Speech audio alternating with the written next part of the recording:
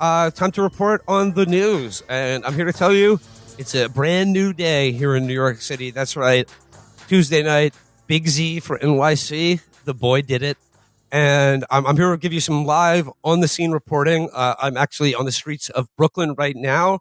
And I'm here to tell you the roundups are already starting.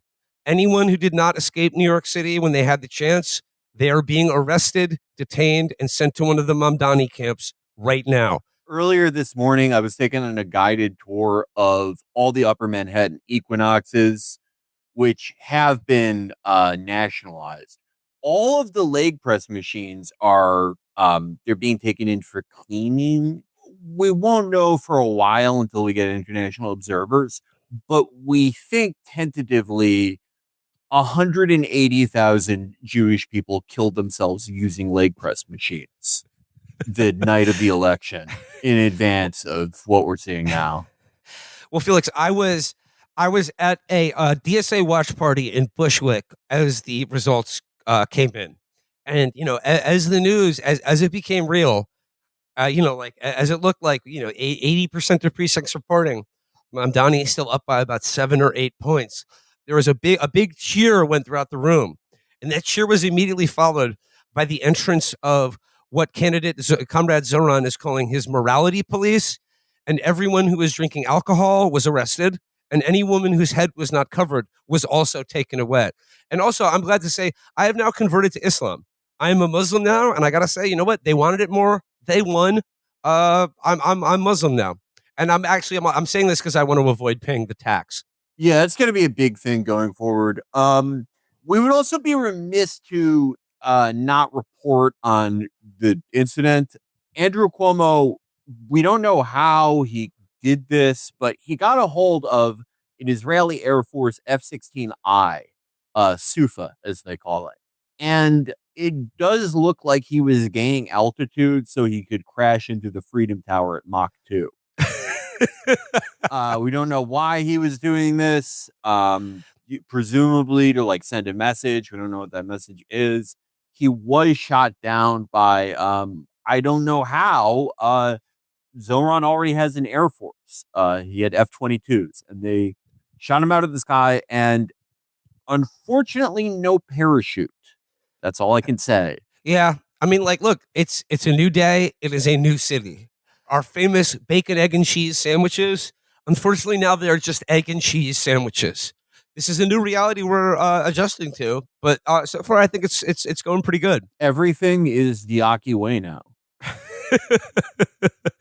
uh, yeah, as I mentioned, going into Tuesday night, I was, like I said, cautiously pessimistic. As I think my attitude, because as I said on Monday's show, it's just like I sort of felt like I have seen this movie before. I thought Zoran had a good chance to win it, but I was like, I just had this knowing.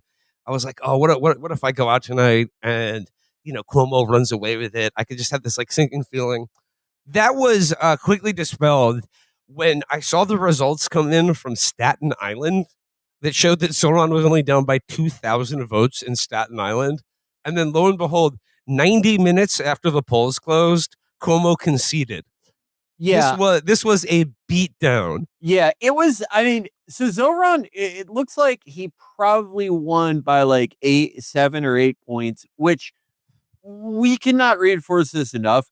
New York City registered Democrats who vote in primaries, that is it's okay, if there was a city made up of 10 million me's and the candidates were Zohran and then a woman who's 5'8" to 5'11", Anglo-Saxon, generalized Western European heritage, blonde or red hair, and very mean to meet the 10 million me's that live in the city. And if she lost by 8 or 9 points, because that should be her base. Just like how you're when Cuomo ran against Cynthia Nixon, he lost all of upstate pretty much. I think he lost every county to her, but it didn't matter because New York City Democrats loved him so much. And my experience with all this was when I saw the early vote tallies come in, and Zohran was only up by 9 points. And I follow a lot of people who are like, election watchers, and I thought, oh my God, I've fucking seen this movie before. These results are like not what they expected, but it's certainly not a death knell. But he'll have to, hope that blah blah blah. You experience your 100th. Well, this isn't a death knell, but he's got to make it up here, and you kind of your brain fills in the rest of it. But this was a blowout, like both in terms of like this being the most favorable election type possible for Cuomo, and just how early he cinched it up. I mean, the Staten Island thing is fucking insane. That is, I did not expect that at all.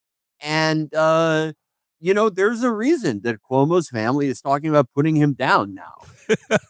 And by the way, like, you're not helping if you're pressuring them one way or the other. Michaela Kennedy Cuomo is a licensed healer and activist. I think she knows when to put her father down. Yeah, no, I mean, it's just like, more than anything, I just feel like a sense of relief, because like it was just Tuesday night, like looking into the future and trying to face the possibility of 4 years of Andrew Cuomo again as mayor of New York was just like so demoralizing. And I really have to thank all the volunteers and everyone who went out and voted for sparing us that, because I think honestly, like, a really underrated part of why Zohran won and why Cuomo, despite it at times having a 30-point lead when he first got into the race, is that like it really cannot be understated how in his campaign, and I'm putting that in air quotes because he really didn't run a campaign. His campaign was like to avoid interactions with the public and other candidates and the media as much as possible from his like rented midtown apartment.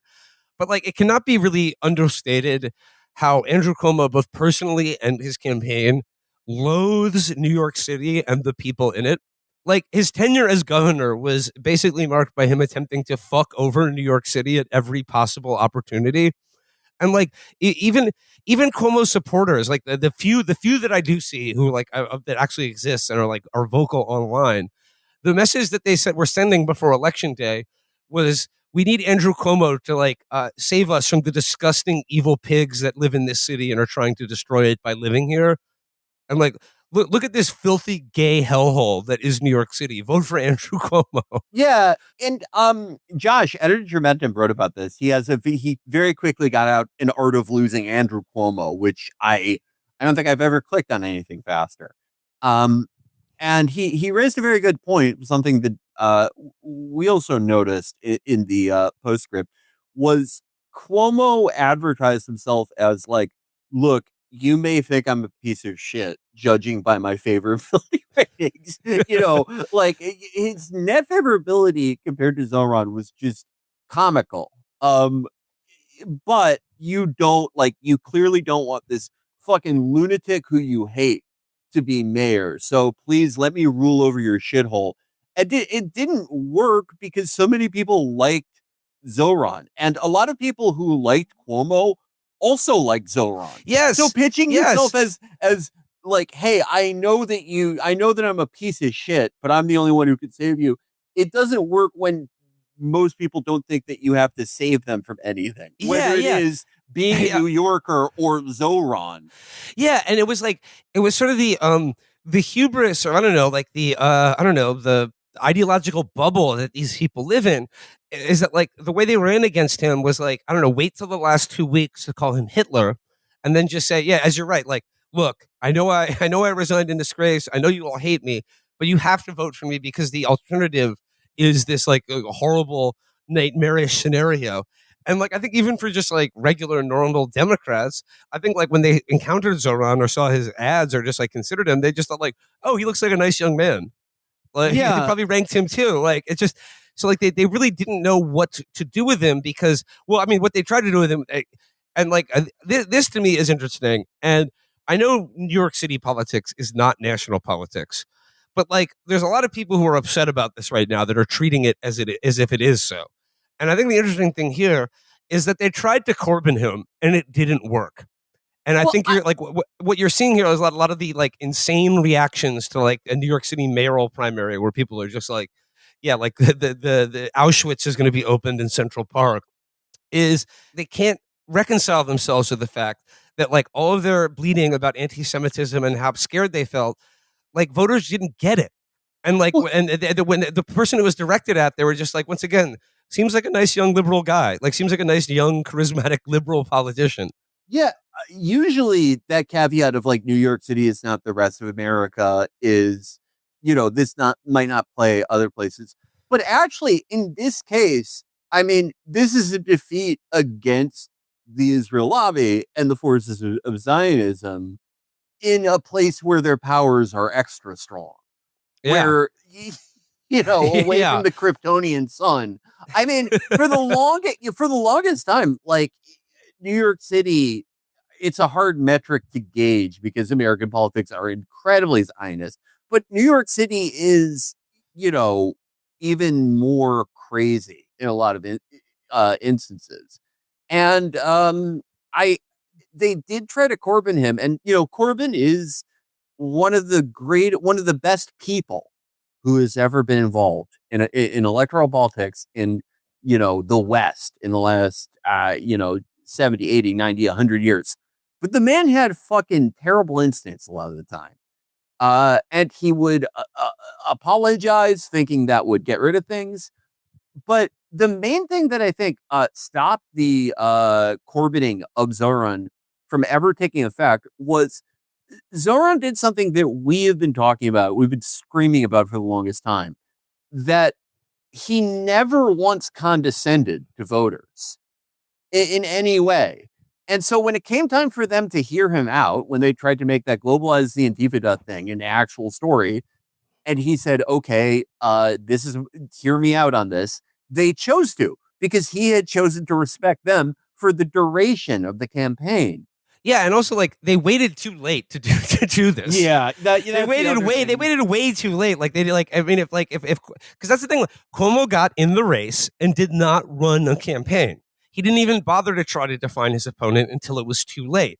And by that point, like I think like any voter like that may have been persuaded, may have been moved by the idea that like the free buses guy is Adolf Hitler. It was too late.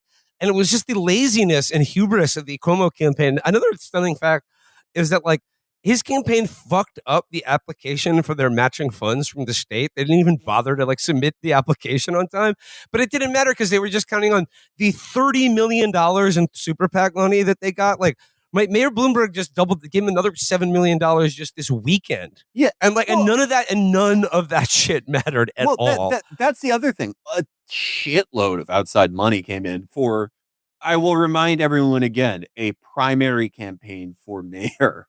I mean, it's de facto winning the election in New York, but still, the problem is all this money came in and was spent on making a race for a municipal position, the mayor of New York, about Israel, which, even if it was still 2012 and people just had never thought about it like they have since the 2021 March of Return and the Israeli response to it, or especially in the last 20 months, I think is not going to do you a ton of favors in, again, a municipal race. There were a lot of angles they could have taken. They could have, said he's a defund the police guy, whatever. He's woke, blah, blah, blah. But they went with he's anti-Zionist, which for most New Yorkers, I don't think that was a huge consideration for how they vote in a municipal race. It was like if I'm a billionaire, I spend $400 million on super PACs trying to elect my candidate, but all the ads are about him making flight sim toy equipment more affordable. Like, how would that resound in Ohio? Well, yeah, and I think another thing that like they're trying to, I don't know, digest right now is that like another reason it didn't work is that like as far as Democratic voters go in New York or anywhere in this country right now, they're overwhelmingly pro-Palestinian. And by that I mean they have more sympathy for the Palestinians than they do for the Israelis at this point, and that is not going to turn around anytime soon. And I think that's why you're hearing a lot of these like really insane and hysterical reactions, like this idea that like Jews are going to flee New York City en masse. I mean, I'm just thinking of the one quote here. This is from the New York Times this morning. The headline: Mamdani's success spotlights a deepening rupture among U.S. Jews. And a woman quoted at the end of this piece, I want to quote here. It says, I feel like last night's NYC election result is like a spiritual crystal knocked. It proved that Jew hatred is now okay, posted Jill Kargman, a Jewish writer and actress who has also shared inflammatory content about Muslims and supported Mr. Oh, really? Cuomo. Yeah. A spiritual crystal knock, like you're using your key to like blast open the Jewish shops. It's so insane. I saw just a random Instagram story of someone that said, well, there you have it. I keep having to be reminded, it shouldn't really surprise me, that everyone hates Jews. I don't know. I think at this point it is a more socially acceptable version of QAnon for like a more urbane set. Yeah. And it's like, no one cares. No one fucking cares. Or like not, or at least not enough people care anymore. And the question is, what are they going to do now? Because like, look, there still is a general election. I've seen conflicting reports. Is Cuomo going to run as an independent? I mean, I think they're going to run the numbers and see that like it would be better if he didn't even try. I've seen a lot of people trying to like basically coalesce around there. That we all need to we all need to support Eric Adams. Republican, Democrat, like it's just the anti-Mamdani vote all needs to like have a sort of non-aggression pact and support Eric Adams in the general election.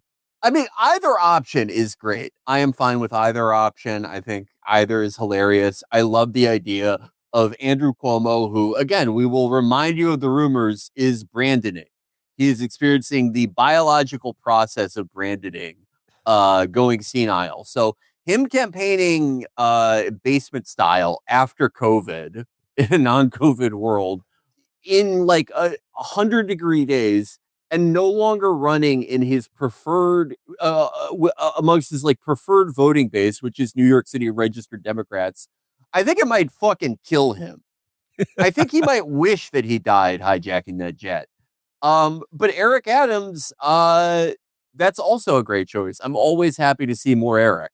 So dealer's choice in this situation. Bill Ackman. He's got another really long post today. Sort of like intimating that like like he's on a group chat and they're cooking up some real fire, perhaps a write-in campaign, and then like I don't know. I think Bill should run for mayor. I think Bill needs to hop in the race. Bill was replying to someone who is like one of the accounts that like Bill still talks to, like one of the people who's like driving him insane. And, like one of those accounts is called like Badass Jew, super Israeli. And he was like, wait, Bill, we need a rock star. If we're going to be able to do this, we need a rock star. And Bill said, don't worry, we have one. So I think we talked Gary about Glitter, everyone. Gary Glitter or Glenn Dubin. His endorsement wasn't enough because people want to vote for Glenn Dubin himself. I mean, like, who would Bill Ackman consider a rock star? The fucking Jonathan Pollard? Bring him back. I'm so excited to see who they pick. I mean, Bill Ackman is fucking dumb enough to follow through with a write-in campaign for mayor of New York. I mean, just like a few other things, just like considering the campaign he ran, and something you mentioned about like his refusal to condescend to voters, and like I think a lot of the reactions I'm seeing now is like there's two avenues you can take if you are a Democrat who very much did not want to see this happen. And like the first route is the one we've already talked about, that like that New York City has elected a jihadist for mayor, and it's like people always ask, people say, how's he going to pay for universal child care? how's he going to pay for the free buses? And well, like my answer is obvious. It's the Dimmy tax. I mean, I've converted now, so I won't be paying that. But everyone else, this is how we're going to fund the city now through the Dimmy tax. But like, the people saying he's a jihadist, and they're like, I saw Kristen Gillibrand today who was still going back to the globalize the Intifada thing, and it's just like, honey, move on. You got to get a different angle. The other avenue here is sort of like is to sort of embrace him and say like, oh, his victory proves that he was one of us all along. He's always been an abundance guy. Like, we've always supported him.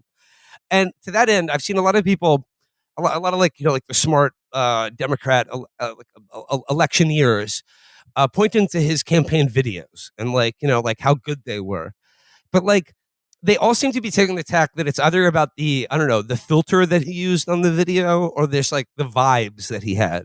Yeah, and I mean, this is a point that Josh at Intermentum made, where it's just like, like his online presence and these online videos he was doing were just basically just campaign ads that you didn't have to run on TV, and they were very successful.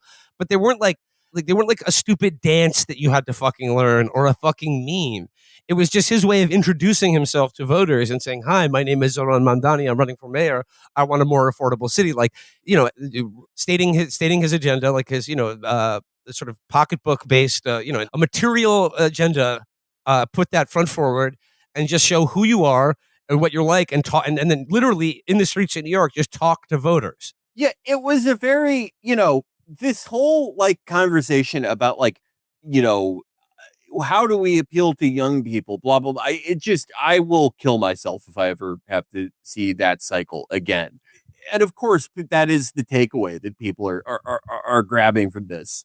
I saw that post about how he's running a hype house. How in less than an hour they could put out a video with an amazing looking filter.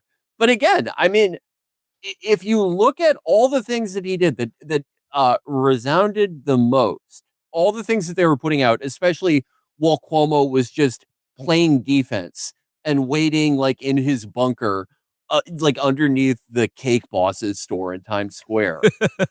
It was very, allowing the voter to rise to the occasion. He talked in very direct terms about what he represented, what he wanted to do. And, there was like memes and online bullshit surrounding the campaign. But crucially, Zohran let other people actually do that. He never did it. I think that's a huge differentiation to make. There is something inherently disgusting about seeing a candidate for any significant office doing a dance, or like, especially my least favorite thing, and this is the most popular thing now, Michael Bloomberg started this bullshit where it's very shallowly self-deprecating, where you're like, I'm out of touch, I'm 72, or I'm Gen X, but I don't know what this TikTok thing is, but I'm gonna do it. Vote for me.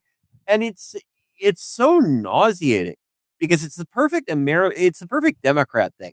On its surface, it's self-deprecating, which is annoying enough. But the real subtext is like, I've spent my life doing so much serious work for you that I don't know any of this TikTok stuff. And it's like, no one's asking you to do that, asshole. No one wants to see that. But he never did it. He never did it, even though he's a third of these people's ages. Well, speaking of canny online advertising and endorsements, I think another new reality that the Democratic Party is going to have to deal with is a world now in which the endorsement of Nick Mullen carries more weight than Bill Clinton. Yeah. So, yeah. Or Jim Clyburn, for that matter. I can't believe that didn't fucking work. Yeah. Nick and Stav both did get out the vote things. Well, yeah. I mean, I was out canvassing on Tuesday when it was like honestly, it felt hotter than I have ever felt in New York City ever. But yeah, Catherine and I did some canvassing on Tuesday, and you better believe the names and addresses of everyone who wasn't going to vote for Zohran. Yeah, they've been sent to the secret police. Yeah, they've been sent to the morality police. And you guys saw Zohran meeting with Hassan. if all of you people who weren't voting for him, if you have big Christian sons, don't get too attached to them. They're going to California, and they're going to get a lot of training in Hassan's house. But you're never seeing them again. We're sorry. I mean, I guess like it's been so funny to me to just see like so many people throughout America who have never been to New York City, despise it and loathe everything about it, just being like, New York City has fallen. They just elected a jihadist socialist mayor, and it's just like, what do they think people see when they like see Zohran Mamdani? Like Yeah. he's a jihadist. Yeah, I've seen a lot of that. I've seen a lot of like, that type of like Republican backbencher that got elected either in like 2020 or was a erstwhile Tea Partier who latched onto Trump pretty early. Do that, and it's just like all these people from like who represent these districts in like Missouri or fucking Dog Dick, Tennessee, or something. yeah, Nebraska, all these districts that are like 70% like pig by volume, being like, you couldn't do CBGBs now because there would be drinking. Like, why do you give me like, isn't like before this, New York was like a gay crime ridden hellhole. What is being lost here to you? It's such 9/11 flashbacks. Yes, we have forgotten. That's another take I've seen. It's like New York forgot about 9/11. Yeah, which like we won't get into who was dancing, but yeah, no, that is, were we forgetting 9/11 when Trump went to Saudi Arabia during his first term and they like projected his big fat face on a building and he danced with them? Apparently, when he touched the orb. yeah. The other comment I've been seeing repeated over and over again, and I do not know what to make of it, is like people stating like, and it's clear that they all know what they're talking about, but like I don't speak the language. Well, they just said New York will be like London now. New York will be like London or Paris, and I just don't understand. Like I mean, I think they're trying to imply that like it's a Muslim city or something, but like New York is already like London and Paris, like a major global financial and cultural capital. Well, like what are we getting at? And like and what's happened to London? Did I miss something over the last couple of years? Well, yeah, in the conservative like mind space, London is like it's completely Muslim run now. And this isn't really like a new thing. The Eurabia thing was like that was pretty big amongst both like conservatives and sort of like edgy liberals in the Bush and Obama blog spheres.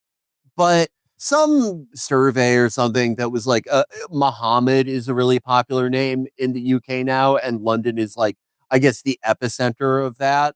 I don't know. Like London fucking sucks, but Well, yeah, I mean that's what I was worried about. I don't want New York to be like London.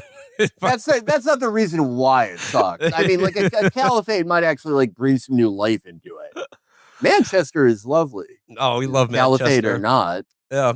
Yeah, but like honestly, like Sharia law, like I don't see what's so bad about it. And like to be clear now, like we are now under Sharia law in New York City, and I got news for you if you're not from here, it's fine, it's good. Sharia law is relaxing. That's the new campaign that they're paying me to do.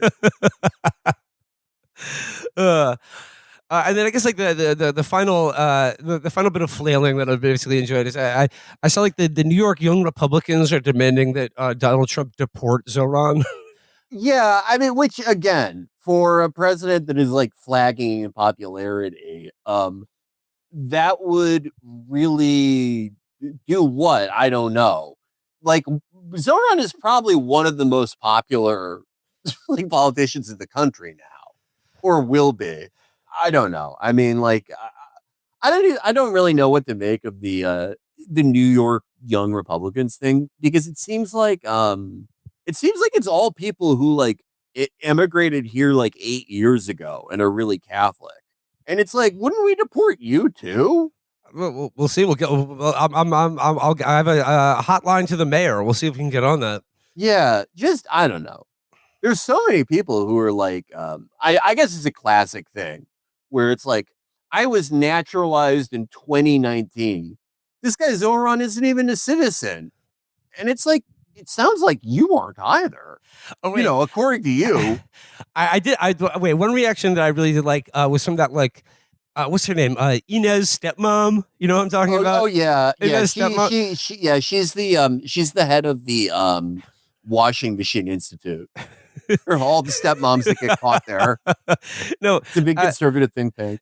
She had a post where she was like, Zohran doesn't really represent anywhere. And like, she was basically like her critique of Zohran is that he is a rootless cosmopolitan.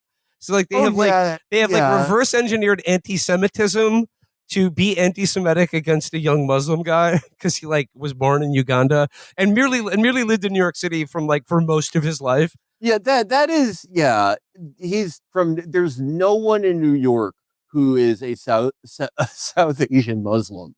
No one. He's from nowhere. Well, I don't know. I mean, like, probably like Bear's watching. I'll probably have more to say about this. The finally something good happening. Finally get a dub in get a win in the column here. Yeah, I'll be honest. During when the early votes came in, I really did think like, oh my god, we're gonna have to do another something bad happened episode. But hey, sometimes something good happens, and it's just a reason to keep waking up every morning. But no, seriously, congratulations to Zohran, his campaign, and all of you out there who fucking volunteered for him. 50,000 volunteers in New York City. That's amazing. That's amazing, and I think it augurs pretty, cautiously well for his tenure that he actually has an organizational machine behind him. And also, my final thought, I will just say, it was a very new and very good feeling to poll for a candidate that didn't repeatedly run dick first into a wheat thresher. To finally be polling for someone who had great instincts, but also an amazing campaign behind him. And I just want to echo Willem, thanking everyone who was involved. Yeah, this was your victory. And even if this is like the best thing that happens, like just this moment, and like the rest is just, and I'm not saying this will happen, but like just for the sake of argument, let's say that like whatever comes next is just a string of disappointments or of what we've come to be used to. How fucking mad and disgusted this has made the worst people in New York City and America is victory enough for me. And also just like the proof positive of a model where like you can't, like, if you just scream anti-Semitism at someone who doesn't support Israel, not going to work anymore. Not going to work anymore. Everybody under the age of 60 in this country despises Israel, and that's not changing. Yeah. And you can't run a campaign on that anymore. Sorry. Try again.